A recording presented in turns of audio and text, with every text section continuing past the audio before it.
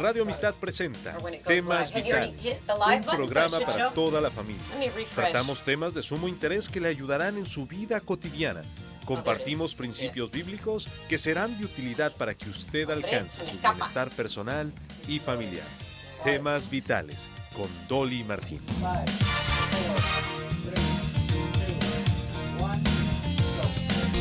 Bienvenidos al programa de Temas Vitales, Dolly Martín acompañándole, y hoy le damos la oportunidad de escuchar información y recibir ayuda con su caso de inmigración. Tenemos a la abogada Carolina Ortúzar Díaz de la Casa de Inmigración Monti y Ramírez. Y ella está con nosotros para hablar de fraude, de asilo, del boletín de visas y mucho más, mucha más información. Y por supuesto, si usted quiere llamar y hacer preguntas, el número telefónico es 713-520-7900. 713-520-7900. Tenemos voluntarios ya listos para tomar su llamada. Bienvenida, Carolina Ortúzar Díaz. Gracias por acompañarnos. Gracias, buenos días. Un placer estar aquí.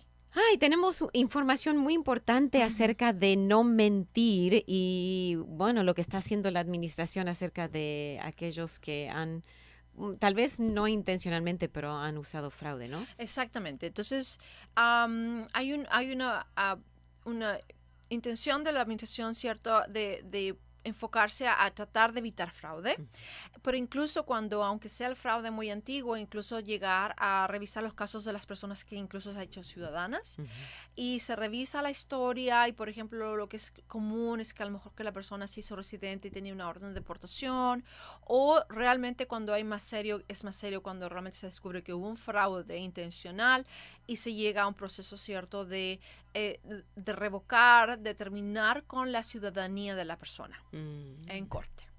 O sea, que no salió a luz que tenían una orden de deportación cuando recibió su ciudadanía. Claro, exactamente. O incluso más atrás, ¿cierto? Cuando se hizo residente. Oh. Porque al momento de hacernos ciudadanos, hay una revisión profunda del caso anterior, pero muchas veces, ¿cierto? Estamos hablando de casos antiguos donde la persona, habían ciertas récords o cierta historia que no se logró centralizar. Ahora está mucho más actualizado el sistema, entonces es más difícil. Esos son casos antiguos. Antiguos, exactamente. Entonces, recordemos que el gobierno tiene el poder de quitar la ciudadanía de una persona cuando se descubre que hubo fraude al momento de hacernos residentes. Entonces, es bien importante que revisar su caso antes de someter su solicitud de ciudadanía, porque en ese momento podríamos tratar de resolver. A veces hay cosas técnicas que no hubo una intención, a lo mejor no se pagó. Hace poco tuve un caso en que no se pagó un money order de $1,000 porque el abogado le dijo que no lo necesitaba. Era un análisis un poquito complejo, pero realmente no era tan complejo y el oficial no se dio cuenta realmente tampoco. Entonces, al momento de ser las personas ciudadanas se dan cuenta, pero realmente usted no pagó el money order de $1,000. Entonces, no podía usar esta sección de la ley. De acuerdo a esa sección de la ley, la única forma que podía técnicamente ser residente. Entonces, hay un proceso a lo mejor de volver a ser residente la persona para limpiar ese récord. Oh, ok, muy bien. Muy técnico todas las cosas. Bastante, pero sí, recordemos que el fraude es seriamente castigado por inmigración. ¿La definición de fraude sería mentir al gobierno o...? Mentir o sabiendo que a lo mejor se usó un documento falso o se omitió algo que era relevante para la situación. Okay. Y, por ejemplo, una de las cosas que a lo mejor se puede mirar es que la persona es un matrimonio real, por ejemplo, están casados y tienen hijos, pero a lo mejor él o ella tuvieron hijos de un matrimonio anterior y la solicitud solamente incluye los hijos biológicos de la pareja y emite a lo mejor hijos de una relación anterior. Entonces el problema de eso es que a lo mejor, aunque no se hizo con la intención, cuando se revisa una aplicación de residencia, si el oficial hubiese sabido que la persona tenía hijos de otra pareja, va a revisar esa relación de matrimonio con más seriedad, más detalle. Hay un versículo en la Biblia que dice, el que sabe hacer lo bueno y no lo hace, le es pecado. Entonces, ese sería un pecado de omisión, o sea, sabía que debía haber incluido esa información, no lo incluyó, y por supuesto mucho más serio es directamente dice la palabra de Dios que no hurtarás, no engañarás, ni mentirás el uno al otro. Así que en este caso la palabra de Dios nos da pautas para ayudarnos en todos los aspectos de nuestra vida, incluyendo inmigración, en nuestros tratos unos con otros, nuestro trato con Dios, en nuestros tratos con los oficiales de inmigración. En todo debemos tener un récord limpio para nuestro beneficio personal, ¿no es cierto? Y exactamente, y ahí va, es importante la guía de un abogado que le pueda decir, mire, ¿cierto? En estos momentos, si usted omite esto, tiene un efecto tan negativo que es que claramente si usted da a conocer esta información, hay formas de explicarlo.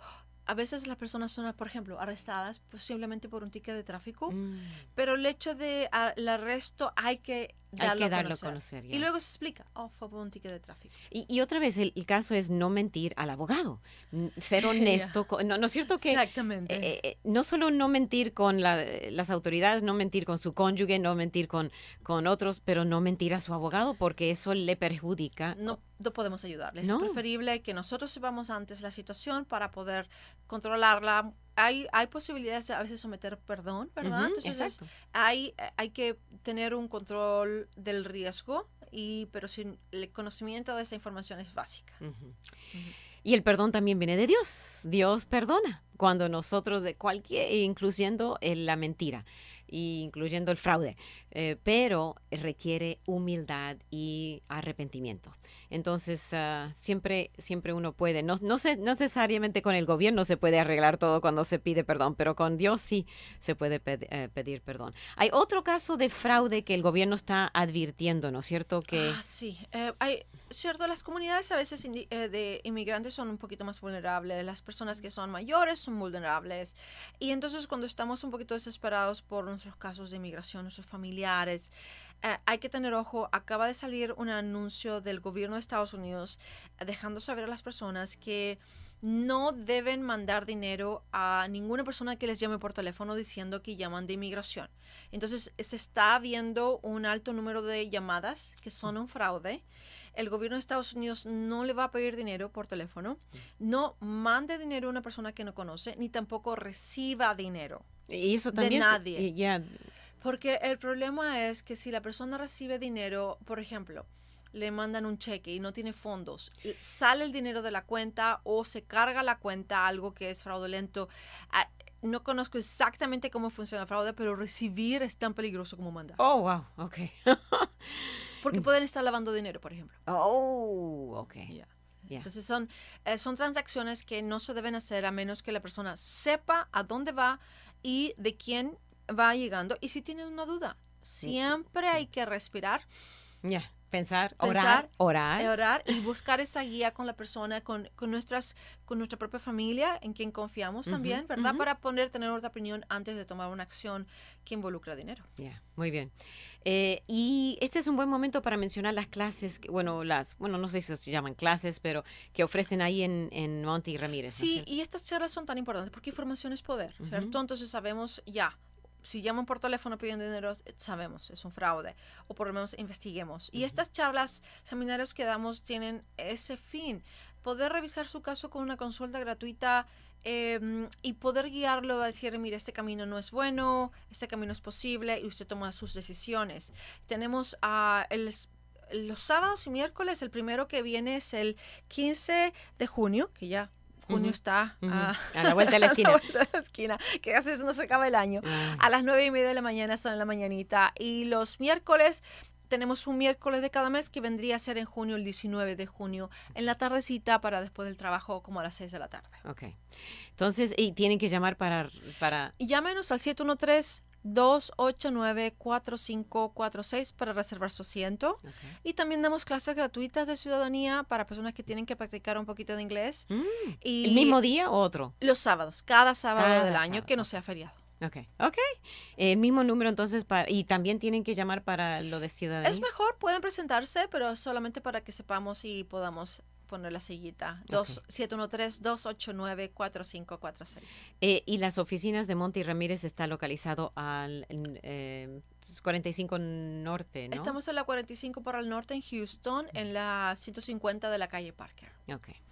Muy bien, y si quiere llamar y hacer su pregunta ahorita, que estamos en vivo con la abogada Díaz, llámenos al 713-520-7900. Esas clases otra vez el 15 de junio, el 19 de junio, el 13 de julio y el 24 de julio también. ¿El boletín de visas nos quiere dar esa información? Muy importante para las personas que tienen una petición familiar que ya está sometida, ¿verdad?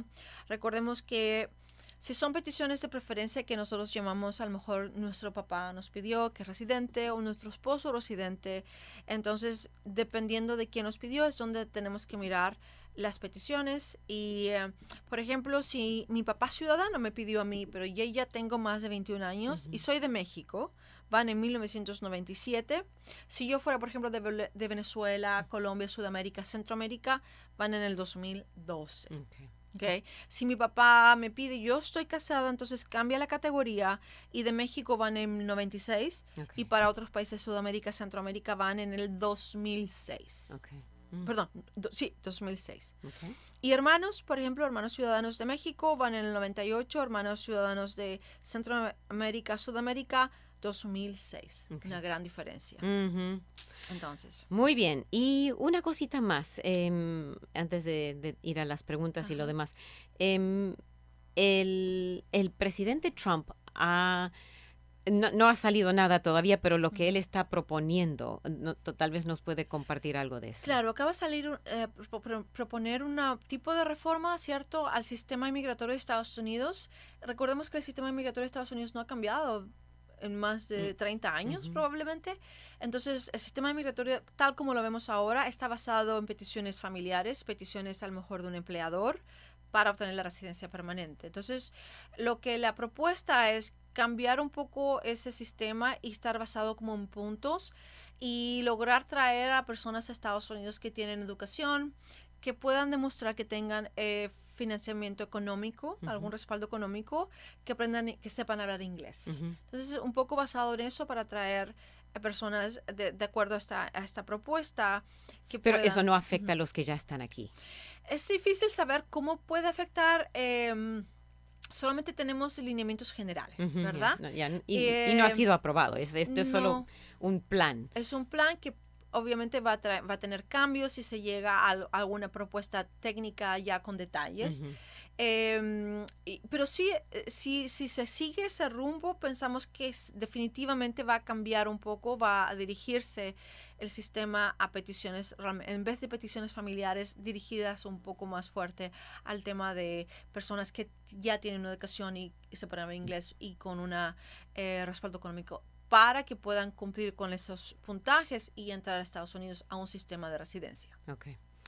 Hablemos de Venezuela y el asilo político. Claro, y la reforma del presidente Trump también incluye tratar de limitar el sistema de asilo que tenemos a un sistema de asilo legítimos que llama.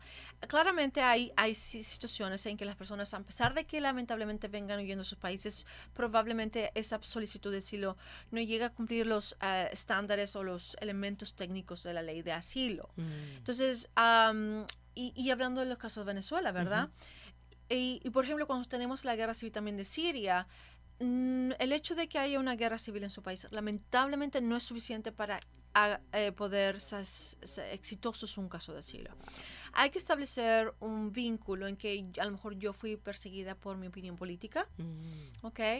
¿O cristiano? No. Religión, absolutamente. Okay. Fue perseguido por su religión, por su origen étnico. Hay ciertas comunidades indígenas que sí sufren persecución en ciertos países centroamericanos. Su nacionalidad, ¿cierto? Como los judíos que sufren persecución por su nacionalidad. Y luego hay otros grupos más específicos que a lo mejor las personas pueden sufrir persecución basado en su grupo específico. Es un poquito más compleja el análisis. Okay. Pero claramente, ¿verdad? Si una persona viene huyendo de su país, de Venezuela, porque ha sido perseguido en base a su opinión política, ¿verdad? Y entonces ahí va... Y eso sí, hay bastante. Absolutamente. Bastante. Por ejemplo, los periodistas que están tratando, ¿cierto?, de expresar una opinión, expresar la opinión del pueblo de Venezuela que se contrapone a la opinión, digamos, de gobierno y sufren persecución. A lo mejor le cierran sus radios, a lo mejor le cierran sus periódicos o le limitan la posibilidad de poder expresar, ¿verdad? La expresión es parte de una opinión política. Muy bien. Le animo a seguir en sintonía y llamar si tiene preguntas. Estamos con la abogada Carolina Ortúzar Díaz aquí en el programa de Temas Vitales. Llámenos al 713-520-7900. Solo un minuto. La fe es importante porque es necesaria para la salvación. También es vital después de ser salvos, ya que debemos continuar viviendo por fe con la firme convicción de que Dios hará lo que ha prometido. Debemos mantenernos enfocados en el Señor. Si apartamos nuestros ojos de Cristo y comenzamos a ver las circunstancias, nuestra confianza en Él comenzará a tambalearse. Un ejemplo es la experiencia del apóstol Pedro cuando caminó sobre el mar de Galilea. Comenzó confiado, pero tan pronto como apartó la vista del Señor, su fe vaciló. Somos como Pedro cuando sabemos lo que Dios ha dicho, pero tratamos de añadir nuestra lógica. ¿Camina usted por fe o confía en su razonamiento? Caminar por vista trae ansiedad y temor, pero la fe genera confianza. Para más información, visite encontacto.org.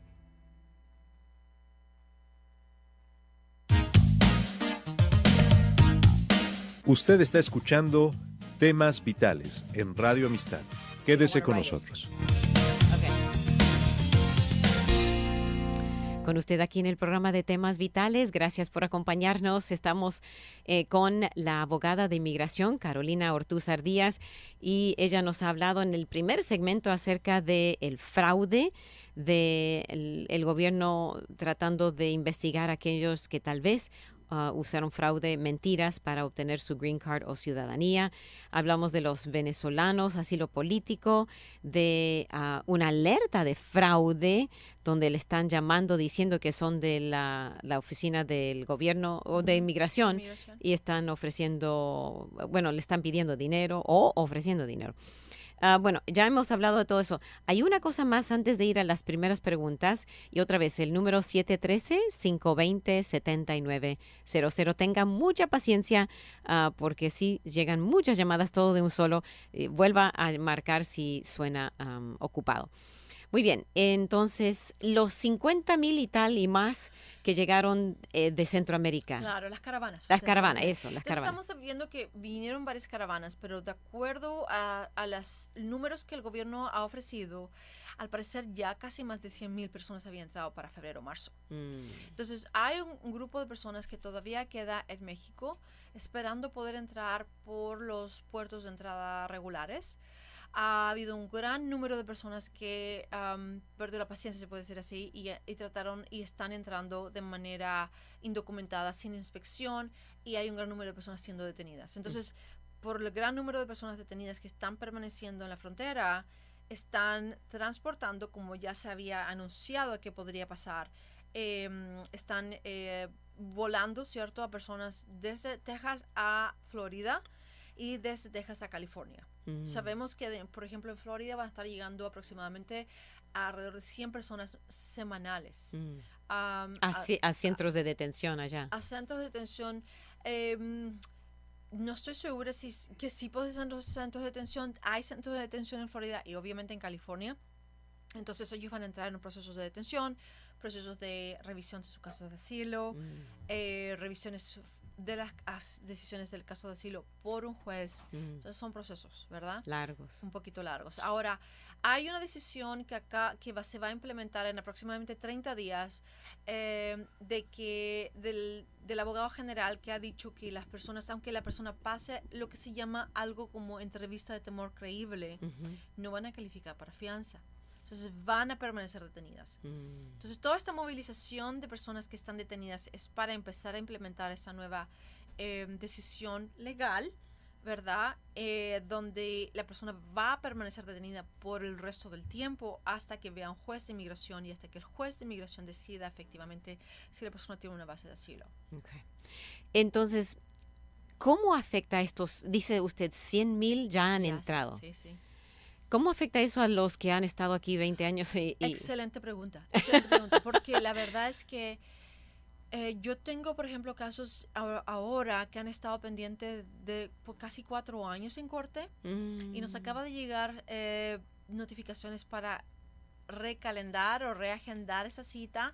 La tenían para finales de este año y se han reagendado para julio del 2020. Entonces, cuando yo voy a corte, yo sé, es un caso de asilo, son prioridad. Los casos de asilo en estos momentos, que son los que están produciendo un retraso de los casos más antiguos, esos tienen prioridad por los jueces y me están dando cortes en los siguientes 6 meses para tener el juicio final. Pero cuando se trata de un caso que no es asilo de una persona recién llegada, que no es un caso de persona recién llegada, se atrasan considerablemente. Entonces estamos viendo que esos casos van a tener una corte final para el 2021-2022. Entonces sí. Sí, produce un atraso significativo de 2 años. Inmenso. Están contratando más jueces y vamos a ver eso que puede ayudar. Houston, Nueva York, California y Miami me parece que son uno de los más congestionados en Estados Unidos. Bueno, mucha oración y paciencia porque aunque es un problema para todos los que llegaron aquí antes y ahora estas caravanas realmente han creado un caos en todo el sistema migratorio para los que ya estaban aquí. Muy bien, tenemos una pregunta y Kevin, Kevin no la veo, así que sí, tal vez tú me lo das porque tal vez problemas técnicos aquí. Estamos usando la tecnología y agradecemos a la abogada por estar aquí para contestar sus preguntas. Otra vez el número 713-520-7900. Las charlas que dan ahí en la oficina de Monty Ramírez y usted está ahí, bueno, varios abogados. Tenemos varios abogados porque si nos llega un grupo de gente hay que responder rapidito. Rapidito, ok. Sábados y miércoles, las fechas son 15 de junio, 19 de junio, 13 de julio y 24 de julio. Kevin, tenemos una pregunta.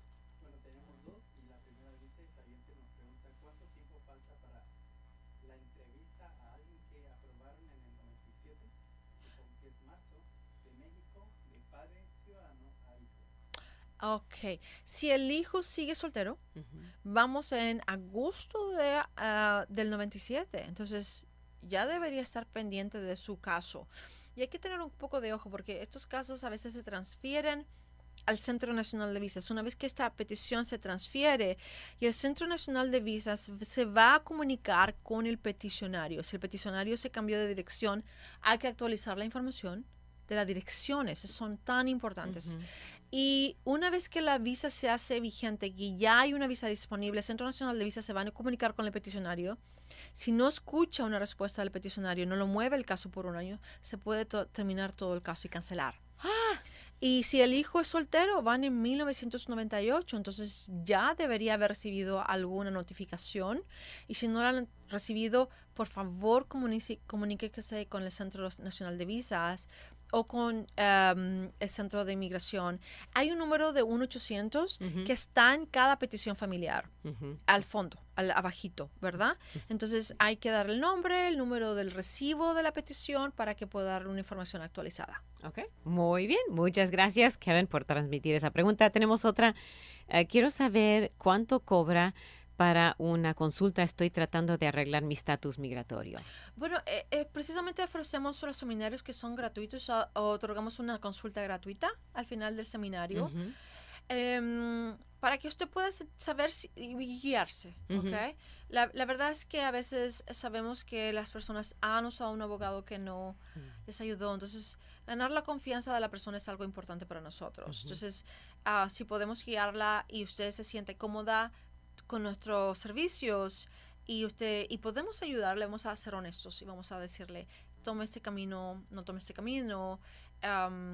Entonces ya ahí podemos empezar un caso con usted. Entonces lo mejor sería que vaya al seminario. Y el siguiente es el 15 de junio. 15 de junio. A las 9:30 de la mañana y llámenos al 713-289-4546 para avisarnos que viene. Ok, muy bien. Muchas gracias por esa pregunta que vino por medio de Facebook.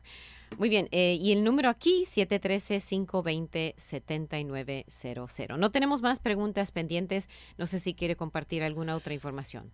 Sí, bien importante esto de las peticiones familiares. Entonces esperamos generalmente que inmigración se comunique con nosotros cuando la visa ya está vigente, pero muchas veces podemos actuar un poquito antes de que la visa esté vigente. Hay otra tabla que nosotros miramos que son las fechas de acción que se llaman. Okay. Entonces, esta fecha de acción es si la persona, por ejemplo, además tiene una petición de 1997, la persona podría arreglar residencia aquí en Estados Unidos y se puede someter a la solicitud de residencia un año antes de que la visa esté vigente. Porque de hecho un caso de residencia está demorando aproximadamente un año en el estado de Texas. Entonces, para el momento que tengamos la cita, ya va a haber una visa disponible. Entonces, vale la pena revisar su caso seriamente con un abogado de inmigración para que le guíe y poder aplicar lo antes posible. Si es la petición del 1997, la persona está protegida por la ley 245I, que le permite arreglar aquí en Estados Unidos pagando la multa de $1,000. Y luego, si estamos hablando, por ejemplo, de un papá pidiendo a un hijo casado, si el papá es ciudadano, el esposo puede incluir a su esposa y a sus hijos menores de 21 años solteros. Okay. Entonces, ahí hay un trabajo que hacer antes de que esperar. Ser proactivo en estos casos. De hecho, muchas veces tenemos casos de que a lo mejor una hermana pidió a su hermana en el año 96 o 90 o en el año 2000, por ejemplo. Entonces la hermana está protegida por el 245I. Pero todavía no hay una visa disponible porque los hermanos van en 1998, le quedarían 2 años. Pero si esa mamá tiene un hijo de mayor de 21 años, ya puede actuar. La petición del hijo de 21 años más la petición del hermano le ayuda a arreglar aquí y le ayuda a arreglar ahora.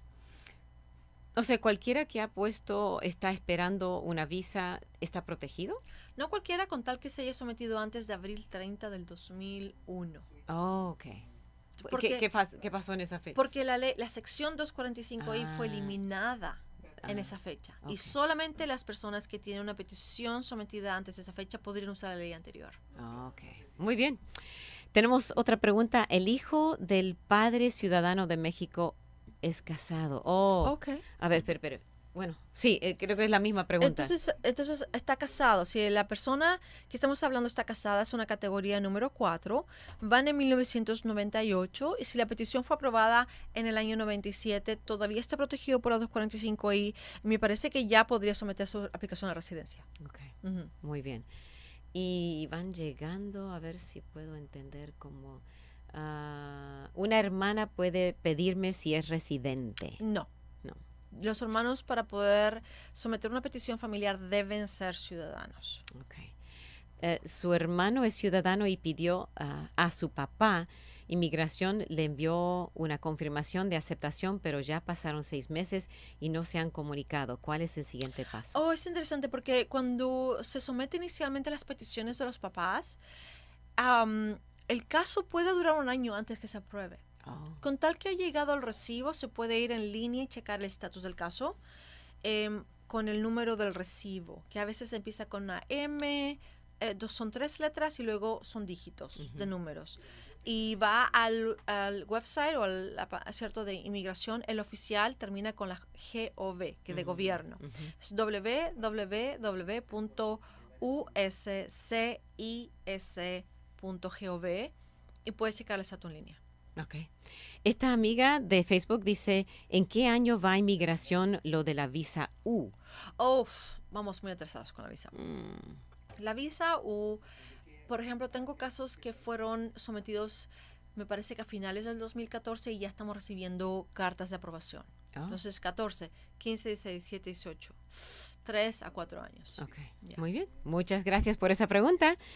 Y vamos a tomar una pausa. Estamos a mitad del programa hoy en Temas Vitales con nuestra abogada. Si recién nos acompaña, rápido levante el teléfono si tiene alguna pregunta y tenemos voluntarios para contestar la llamada y escribirnos la pregunta. Sus preguntas son anónimas para que su identidad se permanezca cuidada.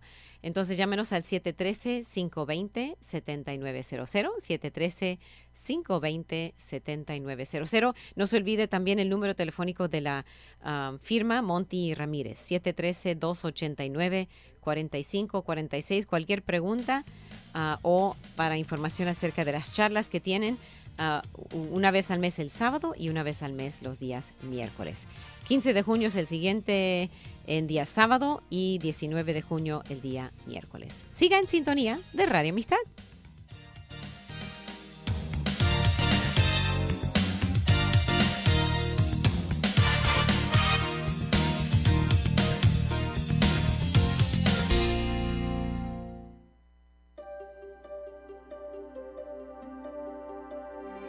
Momentos de la creación. El ejecutivo diligente y poderoso que está a cargo todo el tiempo es una de las imágenes más comunes de éxito en el mundo moderno. Hola, soy Milton de los Santos en Momentos de la Creación.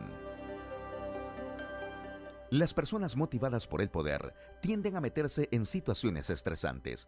Las investigaciones han mostrado que aquellos en su ímpetu por el poder generan estrés para otros a su alrededor, aunque ellos podrían estar haciéndose más daño a sí mismos. Las investigaciones han mostrado repetidamente que el estrés baja el sistema inmunológico contra las enfermedades del cuerpo. Otros estudios han ligado el estrés a serios problemas de salud y muerte temprana. En un estudio, los investigadores clasificaron a los sujetos de prueba entre aquellos que son motivados por relaciones cercanas con otras personas y aquellos que son motivados por el poder. Ambos grupos mostraron más baja inmunidad durante los tiempos de estrés, como se esperaba. Sin embargo, los sujetos motivados por el poder consistentemente mostraron una más grande disminución en su inmunidad como resultado del estrés. El mundo valora personas diligentes que obtienen el poder sobre otros, pero las investigaciones sobre el estrés consistentemente muestran que estas personas no son en realidad muy exitosas en los verdaderos negocios de la vida.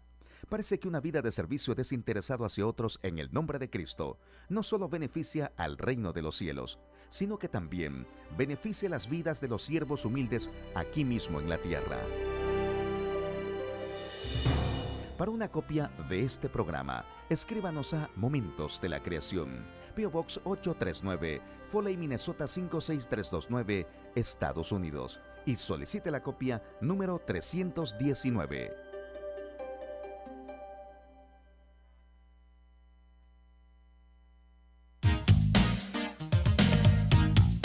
Usted está escuchando Temas Vitales en Radio Amistad. Quédese con nosotros. Estamos con usted en la segunda mitad de Temas Vitales. Contestando sus preguntas migratorias, está con nosotros la abogada Carolina Ortúzar Díaz de Monti y Ramírez. Y hay una muy buena pregunta que nos llegó de un ingeniero. Dice, si tengo mi carrera de ingeniería y mi título, ¿hay alguna manera de presentar algún examen para revalidar o acreditarlas? Entiendo y leo el inglés, pero me falta hablarlo y aún no me arreglo mi situación migratoria.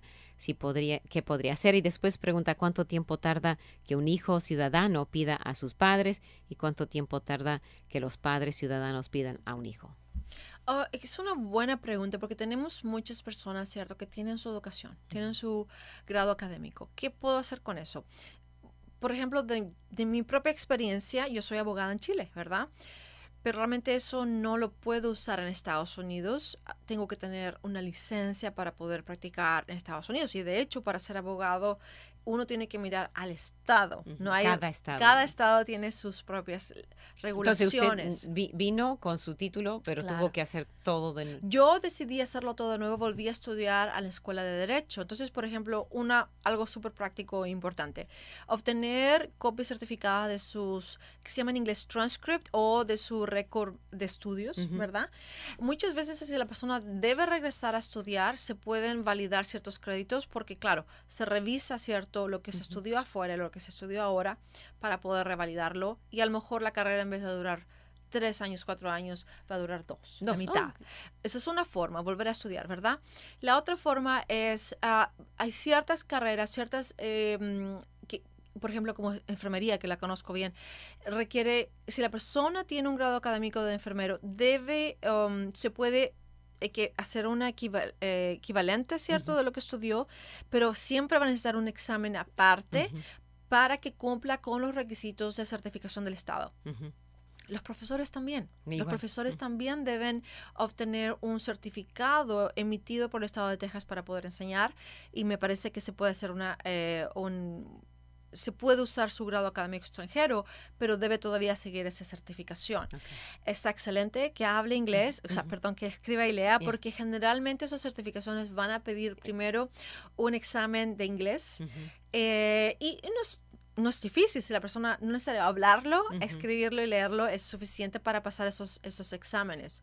Entonces, primero que todo, revisar un poco las condiciones del Estado, los requisitos del Estado, y tal vez mi consejo es siempre algo muy importante que apoya aquí a las profesionales, son las asociaciones de los profesionales. Aquí en Texas hay una asociación de ingenieros, entonces sería excelente que se pudiera comunicar con ellos y le guíen. Y algo incluso mucho más fácil es acercarse a los Houston Community College o a la universidad directamente para hablar con los counselors, que tienen excelente información para poder guiarle cuál es el camino tal vez más rápido para poder usar ese grado académico del extranjero. Y la otra parte, ¿cierto?, de la pregunta es cómo le va a servir para a lo mejor hacerse residente o entrar a un proceso de migratorio usando ese grado académico. Va a depender de la historia migratoria de la persona. Si entró indocumentado, si a lo mejor está estudiando en este momento, entró con una visa estudiante. Si la persona entró con una visa turista, sería recomendable cambiarla antes de que expire, ¿cierto? Si ya expiró su estatus, va a ser complicado. Puede ser que a lo mejor la reforma o el plan del presidente Trump ayude a esas personas que tienen un grado de educación y a inglés. Miraremos, ¿cierto?, los detalles de esa propuesta. Y porque de hecho, por ejemplo, dependiendo si hay un tratado de libre comercio, tenemos un tratado de libre comercio con México, con Canadá, que permite profesionales de México venir con una visa como profesional. Son muy flexibles, duran 1 año y realmente permiten esta flexibilidad de traer a ese profesional, ¿cierto?, por un lapso determinado de tiempo y poder tal vez a lo mejor seguir con otro tipo de visa, ya que a lo mejor una empresa pueda proporcionar algún patrocinio. Por supuesto, si él está trabajando en ingeniería, la empresa, preguntar a la empresa si ellos pueden patrocinarlo, ¿no? Exactamente. Eso sería. Y en cuanto a la ciudadanía, ¿cuánto tarda para un hijo pedir un padre pedir un hijo? Ok, y creo que tenemos también otra anteriormente. Si yo soy ciudadana y tengo a mi hermano, que quiero pedir la petición, ¿incluye a los esposos y a los hijos? Sí. Entonces, puedo pedir a mis hermanos casados si soy hermana, ¿verdad? La petición de hermanos incluye a los hermanos casados o solteros. Y si quiero pedir a mis padres, si yo soy ciudadana y quiero pedir a mi papá, entonces es un proceso, se puede decir rápido, no hay unas esperas, no hay procesos de esperas. Si mi papá está en el extranjero y yo lo quiero pedir, probablemente va a durar aproximadamente 1 año y medio el proceso total para que pueda entrar como residente de mi papá. Okay. Si mi papá ya está aquí, entonces, y por ejemplo mi papá entró con una visa de turista, entonces yo puedo pedir a mi papá si soy ciudadano y el proceso se puede hacer aquí en Estados Unidos, dura aproximadamente 1 año. Ok. Muy bien, tenemos a esta oyente que nos menciona que su hija está preparando estar casada con un ciudadano y quiere saber qué hace para arreglar a sus padres.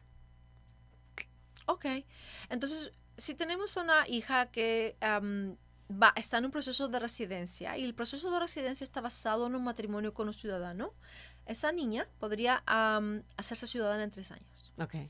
Y solamente cuando su hija se haga ciudadana puede pedir a los padres. Okay. Antes de eso no. Yerno no puede pedir a sus suegros. No puede, okay. no. Esta oyente nos dice que él renovó en 2012, pero se lo negaron. Es de México, quiere saber por qué y si debe temer, qué debe hacer. y recuerda que inmigración lo agarró en los 80. Me pregunto si lo que pidió la renovación fue la tarjeta de residencia. Sí. Ok. Sí. Si fue negada, la clave está por qué fue negada, ¿verdad? Uh-huh. Porque en realidad, esto es interesante, la persona que es residente nunca deja de ser residente, así que un juez me quita la residencia. Puede que haya, por ejemplo, un problema que fue detenido en los 80s, pero todavía ese caso tendría que llegar a corte para que yo deje de ser residente. Entonces, si yo soy residente de Estados Unidos, residente permanente, yo no dejo de ser residente simplemente porque no tengo mi tarjeta de residencia. Es la evidencia de que yo soy residente. Y por esa razón puedo trabajar y puedo salir y volver a entrar a Estados Unidos, ¿verdad? Entonces, habría que revisar su caso y va a tomar tiempo porque lo primero que hay que hacer en su caso es mandar a pedir su archivo a inmigración. Y es confidencial, entonces no hay ningún riesgo. Pero se demora. Llegaría su archivo en aproximadamente 6 meses y una vez que llegue hay que analizar qué está pasando ahí, porque si hubo una negación tal vez de la renovación, probablemente el gobierno ya tenía en plan de ponerlo en procedimientos de deportación. Pero el gobierno a veces se atrasa mucho en poner a la persona en procedimientos de deportación. Entonces queda un poquito en limbo, de hecho, la persona. Wow. Entonces habría que mirar esa historia y ver cómo podemos ayudarles para reestabilizar su estatus. Okay. ¿Un ciudadano puede pedir hermanos ya casados en México y cuánto tiempo? Sí, ya puede pedir a sus hermanos, aunque estén casados en México, si es ciudadano.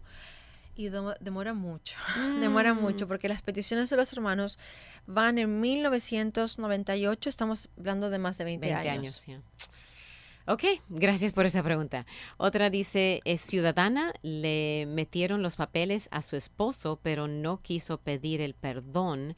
Ya ha cancelado 2 citas para el perdón. ¿Cuáles son las consecuencias si él no presenta la solicitud para el perdón? Ok, entonces me parece a mí que lo que está cancelándose es la cita en el consulado de su país de origen. En general los perdones se someten y no hay una entrevista, ¿verdad? Entonces probablemente la persona tiene un poquito de miedo de ir a la cita, porque probablemente califica para un perdón, pero hay que asegurarse de que la persona califique para el perdón antes de salir del país. Entonces, en estos momentos podría la persona, si lo pienso, estar favorecida con un programa que permite someter el perdón antes de ir a la cita, con tal que tenga esposa o padres residentes o ciudadanos. Entonces, el perdón se podría aprobar antes y se va a la persona con un perdón preaprobado. Pero esa posibilidad de someter el perdón antes de salir a la cita es solamente para perdonar la presencia ilegal, no otras cosas. O no otras situaciones que a lo mejor ameritan un perdón, pero bajo otra causal. Okay. Muy bien, esta oyente quiere saber si un hijo ciudadano de 18 años puede pedir a sus padres. No, debes tener 21. Ok, wow. ¿Cuáles son los requisitos para un doctor de Honduras que pueda ejercer aquí? Él entró con visa de turista. ¿Qué le sugiere? Ok, muy importante porque la profesión de doctor está muy regulada en Estados Unidos. Entonces, otra vez, cada estado tiene sus propias formas de fiscalizar que los doctores, es cierto, cumplan con todas las regulaciones, etcétera, para proteger la salud de las personas. Pero entonces, me parece a mí que los doctores es bastante exigente el proceso de certificación que lleva tiempo. Entonces, una visa de turista no le va a dar el tiempo de hacer eso. Lo que le daría tiempo es tal vez cambiar de la visa de turista a la visa de estudiante. Probablemente a lo mejor primero para aprender inglés y eso le daría tiempo para analizar sus posibilidades. Tome cursos. Sí, y hay cursos que salen en los colleges cada 3 meses incluso. Es bastante rápido. A pesar de que yo recomendaría que no hiciera el cambio aquí en Estados Unidos, tal vez que regresara a su país de origen y desde allá pidiera la visa de estudiante. Porque la persona no puede empezar a estudiar hasta que nos apruebe la petición y las peticiones de cambio de una visa de turista a una visa de estudiante están durando casi 1 año. Aquí. Sí. Pero allá se puede hacer más. Si estando allá es un proceso que probablemente en 1 mes está. resuelto. Muy bien, gracias por esa pregunta. Esta oyente nos dice que entró indocumentada hace 23 años, tiene 3 hijos ciudadanos, el mayor tiene 18 años. ¿Puede él pedir a su mamá? No podría hasta los 21. 21, ok. Muy bien, ok, esas son todas las que veo ahorita y vamos a tomar nuestra última pausa y después, si no ha llamado, llámenos al 713-520-7900, el último segmento de temas vitales con la abogada de inmigración Carolina Ortúzar Díaz, aquí en Radio Amistad. Gracias por estar en sintonía.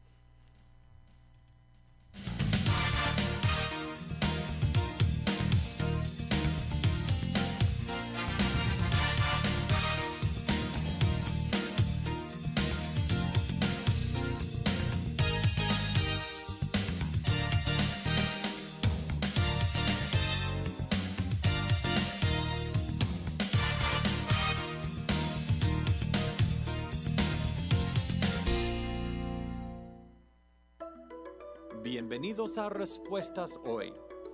Soy Joe Owen de Respuestas en Génesis. Lamentablemente, las escuelas estatales dicen que son religiosamente neutrales, pero realmente casi todas enseñan religión a los estudiantes, la religión del ateísmo. Las escuelas públicas enseñan a los niños que el universo es el producto del Big Bang y que ellos evolucionaron durante millones de años a partir de un organismo unicelular. Esta es la idea del naturalismo, que todo es resultado del tiempo y procesos casuales. Este es el fundamento del ateísmo. Ahora bien, algunas personas dicen que el ateísmo no es una religión, pero es un sistema de creencias que los ateos sostienen con fervor y fe. La definición de una religión. Las escuelas del gobierno no son neutrales. Han estado usando los dólares de nuestros impuestos para enseñar a generaciones de estudiantes el naturalismo y el ateísmo, pero gracias a Dios la respuesta se encuentra en la palabra de Dios y en Cristo Jesús. Si quieres aprender más sobre nuestros orígenes, el Génesis, la creación y el Evangelio, visita nuestra página web respuestasengenesis.org. respuestasengenesis.org. Usted está escuchando Temas Vitales en Radio Amistad. Quédese con nosotros. Estamos en el último segmento de Temas Vitales. Gracias por estar con nosotros y estamos recibiendo sus preguntas y escuchando las respuestas de la abogada de inmigración Carolina Ortúzar Díaz. Ella está en la firma de Monti y Ramírez y dan charlas 2 veces al mes, uno el sábado y uno los días miércoles. Por si acaso no entra su pregunta, llame para pedir información acerca de estas charlas gratis. Creo que no lo hemos dicho, pero sí son gratis. 713-289-4546. Y esta pregunta dice, a ver, espéreme tantito, la tenía enfrente mío y ahora está. Esta señora dice que tiene custodia temporal de su sobrino. Él fue removido de su madre porque ella está en drogas. El padre del niño es su hermano, pero él fue deportado a México. Ahora, si el hermano quiere llevarse el niño a vivir a México con él, su pregunta es, ¿puede su hermano llevarse a su hijo a vivir a México?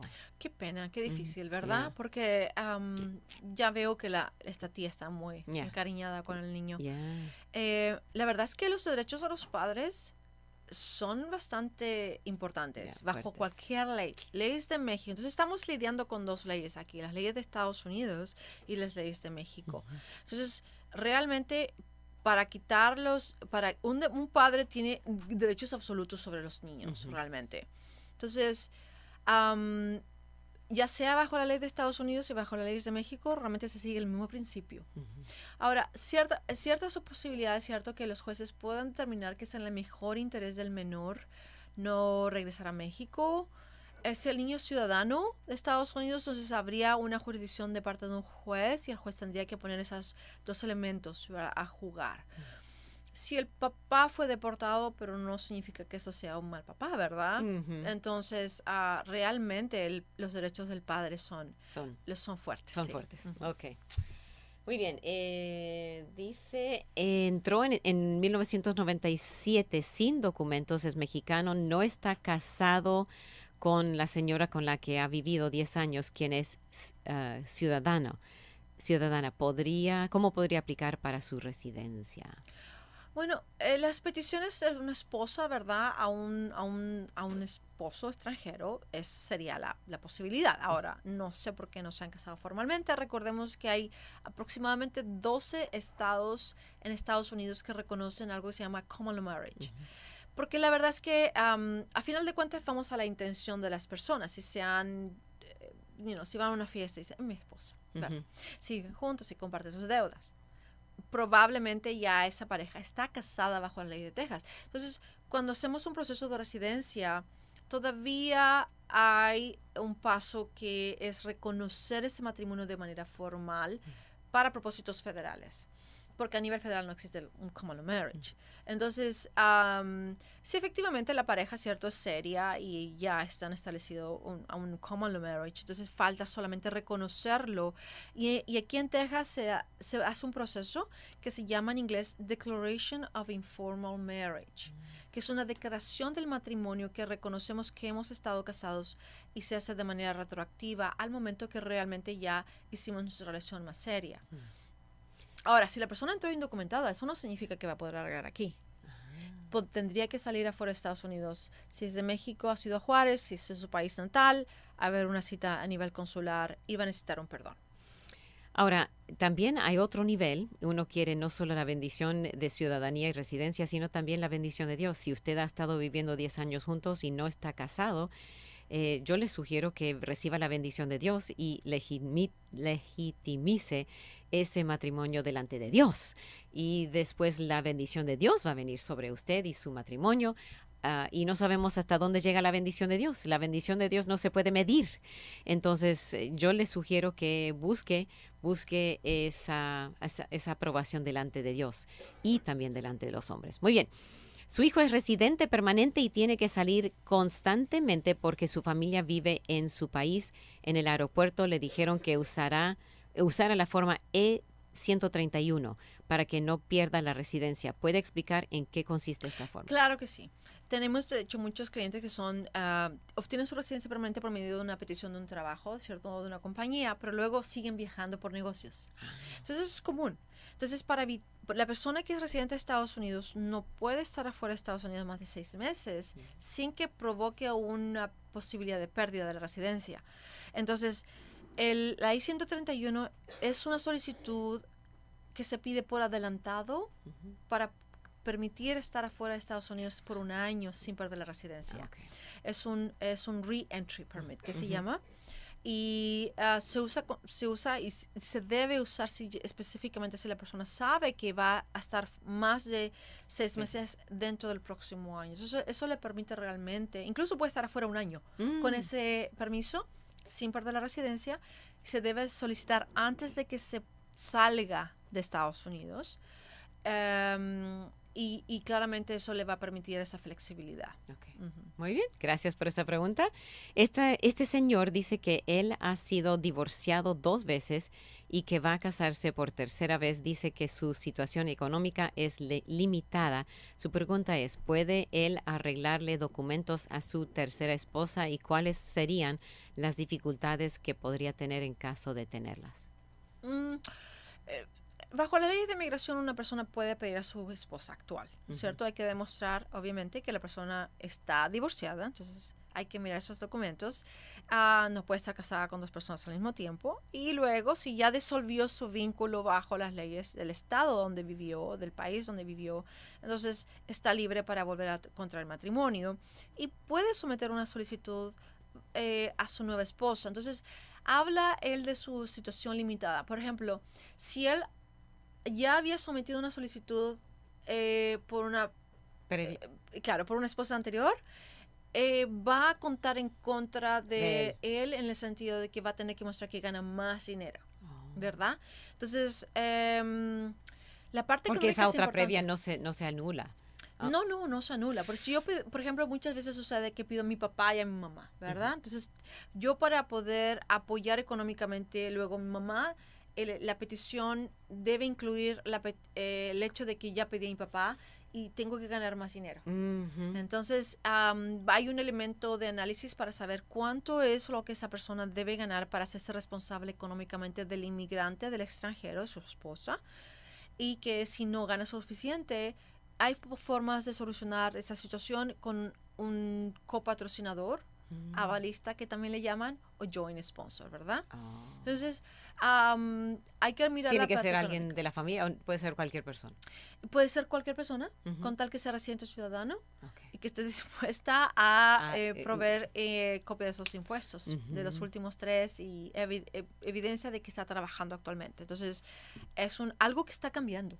¿Va a tener que cambiar. dar dinero esa copatrocinador? El copatrocinador no tiene que dar dinero, no le afecta con el IRS, tampoco le afecta su crédito.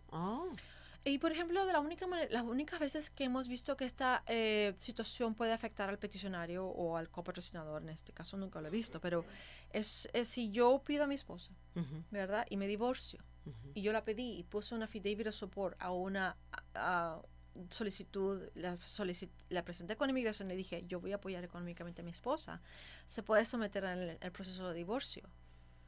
Y el juez entonces va a decir, usted ya se comprometió a que tenía que apoyar económicamente a su esposa frente a los ojos del gobierno. Y eso también aplica aquí.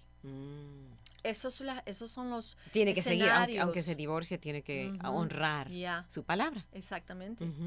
Esas obligaciones terminan cuando la persona que apoyé, ¿cierto? Financieramente se hace ciudadana. Por ejemplo. Ok, entonces ya se acabó. Es mi obligación.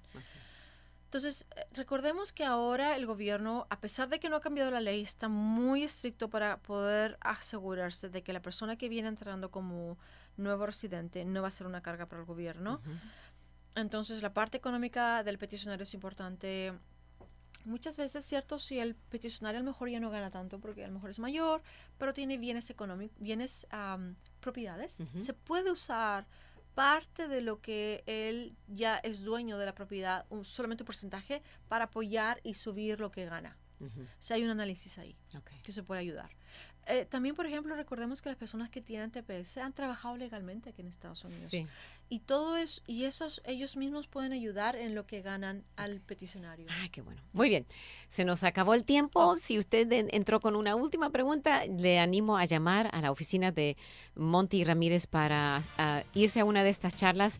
El número es 713-289-4546. Carolina Ortúzar Díaz, gracias por acompañarme. Muchas gracias, sí, un placer. Y hasta la próxima semana cuando tenemos más temas vitales. El Señor le bendiga ricamente.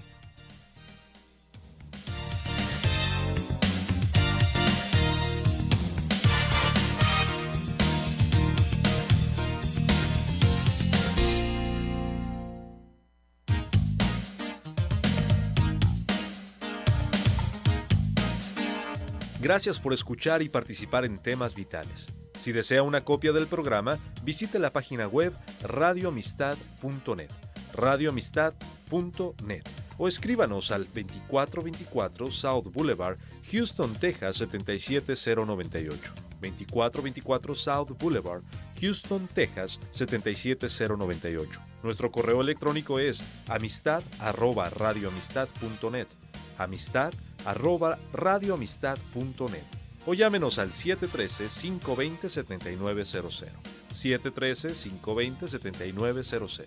Vuelva a sintonizarnos, porque siempre habrá temas vitales.